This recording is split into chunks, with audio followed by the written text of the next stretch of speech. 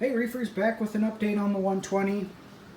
As you can see, I have 1, 2, 3 purple stylos on the mag rack. I am down to one mag rack again.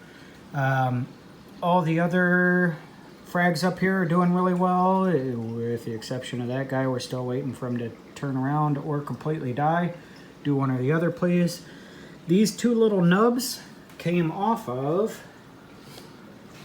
that one in the back. As I was getting it off the plug, those two little pieces broke off, so I put them right back on the plug, and we'll see how those do. Ooh, buddy, always in the way. He's my buddy though. All right, so that one I glued back there, getting tons of light and flow. It was getting more before in the old tank, more than I'm giving it now, but it's still plenty of light and flow. Can't really tell because I'm angling the camera so it distorts the view, but that's the white and pink cyphastria, the branching cyphastria. Kind of back in that alcove. Still tons of light and plenty of flow, just not as much as if you were up on top of the rocks up here. And I did that because that is not an SPS. SPS requires higher lightage and flow. Lightage is a word in my vocabulary. This is the branching or not branching, this is just a Favia. There we go. I cannot get a good view of it. I kind of have it facing the other direction, so it would still get plenty of light. We'll see how that one does there. Hopefully, it was such a small piece. Hopefully it comes around and starts coloring up even more. Oh, it's so beautiful. This is the Worldwide Coral something Christmas tree, maybe. It was in a Top Shelf Aquatics. It was a free coral from Top Shelf Aquatics. And I just going through their website, I kind of figured, oh, it looked like this and that. So I think it's getting it had been getting a little bit too much light. And it took a lot of work getting it off the frag plug, off that bottom part. So that's why it looks so pissed off right now. But hopefully that'll be happy again, even here today. And then I glued this guy down to the glass as well. And there's the Goniopora, the red Goniopora. Already really happy, doing well.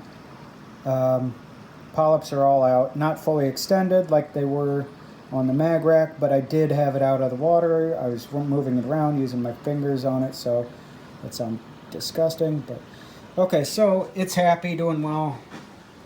Let's get to the main part of this episode. The Canopy. I'm going to make that noise all the time. All right, so the Atlantics are centered now. I did have them more forward in the Canopy previously, but now they are centered. I have a fan drawing. That one's pushing air in, and then this one's pulling air out. Not everything is tidied up just yet. I am going to the store to get some catches so that this door closes properly, so that I could close this door and it will stay closed. There is a little bit of warp in this. I have a Craig jig, so instead of seeing nasty screws on the outside or some weirdness, I just Craiged it all up. And when you do that, especially with cheaper wood, it doesn't always work exactly the way you want. I'm hoping with the moisture of the tank and the stays holding that tight that it will eventually bend to my will.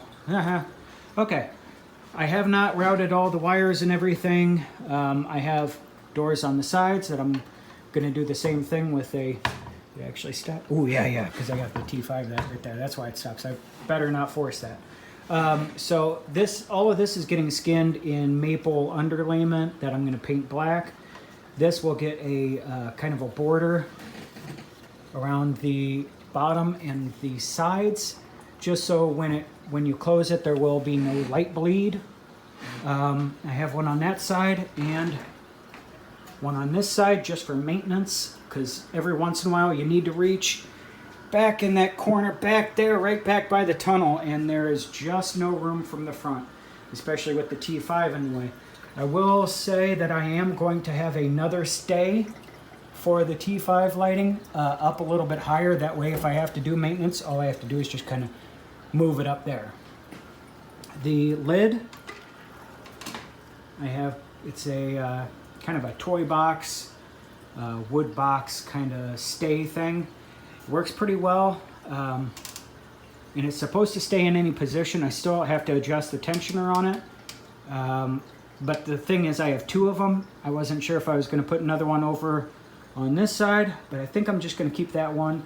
But it's either going to be fully open, which that one doesn't move at that position, or closed. I'm not going to have it in a position like this. So it's fine the way it is. I still have some cord routing and cleaning up to do. I will say that the T5 lighting, I did put those little 3M sticky side clips to hold the wiring. There's one. There's my finger. So I put several of them up there. I also put screws through them so that they will not fall off due to moisture or whatever. So that's the new tank and canopy. Not new tank, but that's the canopy. I will say, okay, so here's another idiot move I've made.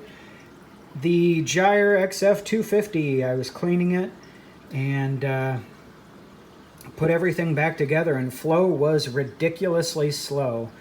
And I took it out of the tank. I brought up my Jabo SOW8, and then that wasn't giving enough flow, so I brought up the PP15, which is a little bit bigger than the MP40, I think. And it was too much weird flow, so I got thinking about it, and I was looking at the Gyre, and there's veins on the inner part, and you want them to face the way the water is going. I had them facing this way, so it was providing very little water flow. Now that I fixed it, we're back to normal, and everybody is happy, especially me. All right, reefers, I talked fast enough and for long enough. That's enough for this video. Peace.